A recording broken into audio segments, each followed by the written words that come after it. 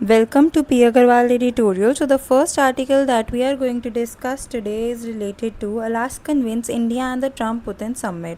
तो बेसिकली इस आर्टिकल में हम क्या डिस्कस कर रहे हैं, जैसे हमें पता है 15 अगस्त को अलास्का में ट्रंप और पुतिन मिले. उनका क्या बेसिक पॉइंट ऑफ डिस्कशन था कि कैसे यूक्रेन के साथ यूरोपियन लीडर्स को इन्वॉल्व करके, जेलेंस्की को इन्वॉल्व करके एक ट्राईलेटरल टॉक कंडक्ट हो सके पॉसिबली, जिससे यूक्रेन और रशिया में परमानेंट सीज़ फायर हो सके.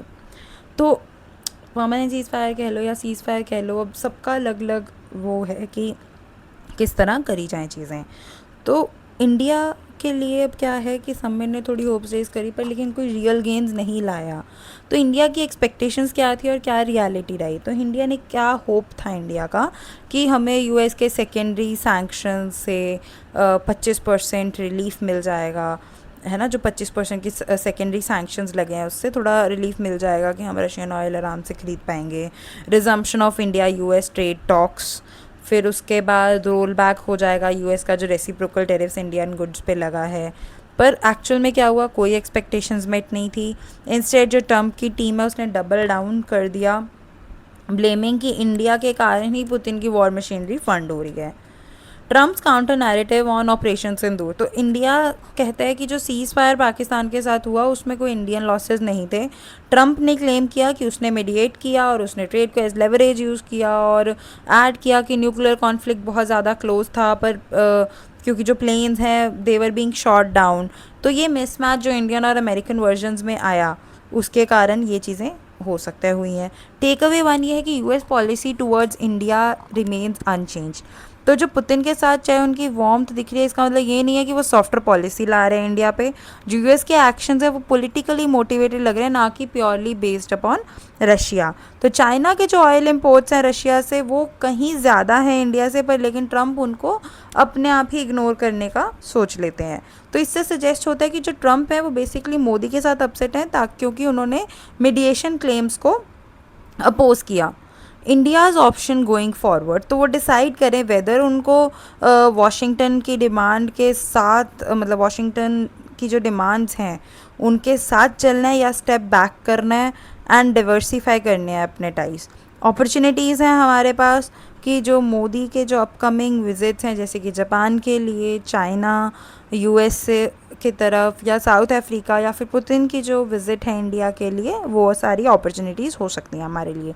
की टेस्ट यही है कि जो क्वाड समिट इंडिया में हुआ लेटर दिस ईयर होने वाला है उसमें पता चल जाएगा, और अभी पर उसमें अनक्लियर है कि अगर वो ट्रम्प अटेंड करेंगे या नहीं. Take away two, style versus substance. तो मोदी की जो फॉरेन पॉलिसी है वो ज़्यादा पर्सनल केमिस्ट्री पे रही है कि लीडर्स के साथ उनकी पर्सनल केमिस्ट्री कैसी है, जैसे हाउडी मोदी, नमस्ते ट्रम्प. पर जो आउटकम्स हैं वो शो करते हैं कि स्टाइल से ज़रूरी नहीं है कि हमको एक्चुअल कोई वैल्यू मिल रहा है. ऑल दो 18 मीटिंग्स हुई थी जी जिनपिंग के साथ, पर फिर भी इंडिया को गलवान क्लैशेस फेस करने पड़े 2020 के. तो लेसन यही है कि हम एग्रीमेंट्स पे और इंटरेस्ट पे फोकस करें, ना कि ऑप्टिक्स पे. इम्पॉर्टेंस ऑफ बाय पार्टीजनशिप, उसमें क्या रहता है कि इंडिया बहुत ज़्यादा क्लोजली ट्रम्प के साथ अलाइन था 2019-20 के रैलीज़ में, जिसके कारण डेमोक्रेट्स अनॉयड हो गए. पर लेकिन उसके बाद बाइडन के साथ अच्छे टाइज हो गए तो ट्रम्प अनॉय हो गए. तो इंडिया को सीखना पड़ेगा कि कैसे उसे यूएस की जो दोनों पार्टीज़ हैं उनके साथ रिलेशंस बैलेंस करके चलने पड़ेंगे, और सिमिलरली नेबरिंग कंट्रीज़ में भी ऐसा करना पड़ेगा. टेक अवे 4 है स्ट्रिक्ट टू प्रिंसिपल्स. तो इंडिया एक टाइम पे सिर्फ यूएस सैंक्शंस को रिस्पेक्ट किया करता था बिना कुछ सोचे. उसने वो ट्रेडिशन 2018 में यूएस प्रेशर के कारण ब्रेक किया, और अब वो प्रेशर फेस कर रहा है फिर से रशियन ऑयल के रिलेटेड. तो yielding sets a bad precedent, तो standing firm against global south respect. Take away 5, countering US penalties. तो उसमें क्या रहता है कि जो ट्रम्प्स के टेरिफ्स हैं या पेनाल्टीज़ हैं वो हर्ट करते हैं इंडियन कॉम्पिटिटिवनेस को. अदर रिस्क क्या है कि जो हम यूएस मैन्युफैक्चरिंग पे जो कर्ब्स लग रहे हैं in India, then taxes on Indian workers in US. ठीक है। इंडिया को अडॉप्ट करना पड़ेगा एक फर्म काउंटर मेजर्स ताकि वो अपने इंटरेस्ट को बचा सके। फाइनल मैसेजेस कि जो ट्रम्प पुतिन का अलास्का वार्म था उससे कोई इंडिया को बेनिफिट नहीं हो रहा है। इंडिया को ओवर रिलाय करने में समिट ऑप्टिक्स से रुकना पड़ेगा, बैलेंस करने पड़ेंगे टाइज दोनों यूएस पार्टीज़ के साथ, इवन अपनी नेबरिंग कंट्रीज़ में भी ऐसा ही करना पड़ेगा। अपने स्ट्रैटेजिक ऑटोनॉमी के साथ स्टिक रहना पड़ेगा on sanctions, be ready with counter strategies against US penalties. In short, India को एक फर्म प्रिंसिपल बेस्ड स्टैंड चाहिए to protect its own agency instead of getting swayed by US politics. Next article is what true empowerment of women entails. तो इस article में हमने case example देख रहे हैं ट्रू करेज का कि कैसे एक डोमेस्टिक वर्कर ने प्रज्वल रवन्ना केस में और उसके पास कोई सपोर्ट नहीं थी तो भी वो उसने अपना एंड तक लड़ा सेक्सुअल हरासमेंट के अगेंस्ट। उसको इतनी ज़्यादा legal delay, social stigma face करना पड़ा पर उसने हार नहीं मानी। तो उसकी करेज शो करती है कि रियल एम्पावरमेंट क्या चीज़ है।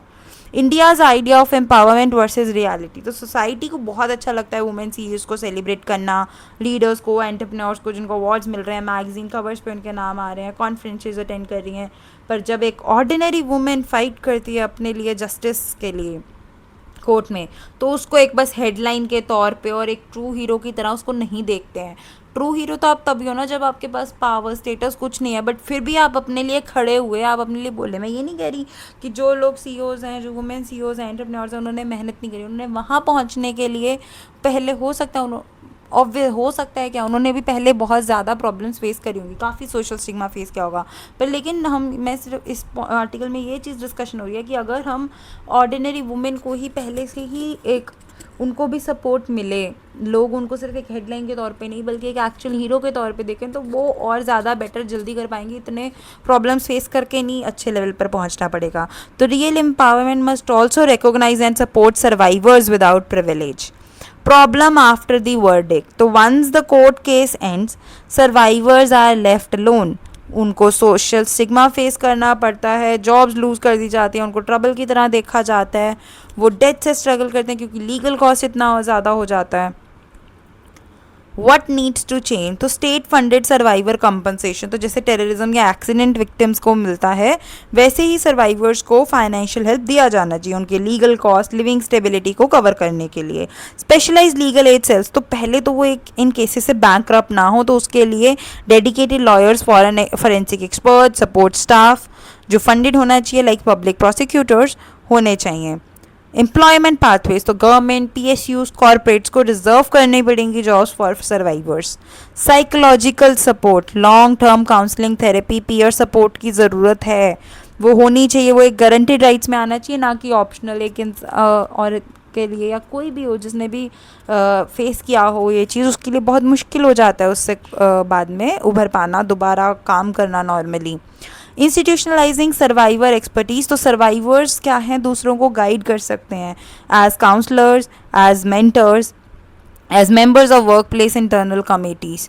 तो ये सर्वाइवर्स की इनकम प्लस इंश्योर करेंगे कि उनको करेज मिले आगे से, सिस्टम भी स्ट्रॉन्ग हो, उनको भी आगे से करेज मिले चीज़ें करने की।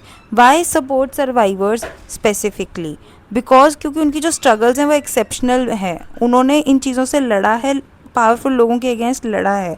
Supporting them sends a message कि जो विक्टिम्स है उसको पहले पता चलता है कि वो अकेला नहीं है, विक्टिम है उसको ये पता चलता है कि you won't be abandoned. And to abusers की जो कॉस्ट ऑफ साइलेंसिंग है वुमेन वो बढ़ जाएगी, आने वाले टाइम में ज़्यादा होगी। फाइनल मैसेजेस की से applause is not enough, survivors who risk everything they deserve social support, economic security, psychological healing, institutional voice. Only then we can say true empowerment exists. ठीक है, हम वुमेन लीडर्स को और सबको सेलिब्रेट कर रहे हैं जिनको अवार्ड्स मिल रहे हैं, मैगजीन्स में नाम आ रहे हैं, पर लेकिन अगर हम एक ग्राउंड लेवल से ही वुमेन को एक सपोर्ट मिलना शुरू हो जाए तो उन्हें आगे जाके इतनी प्रॉब्लम्स आए ही ना, वो इनिशियली ही अच्छी जगह पे पहुंचना शुरू कर दें। That's all for the articles today. Thank you.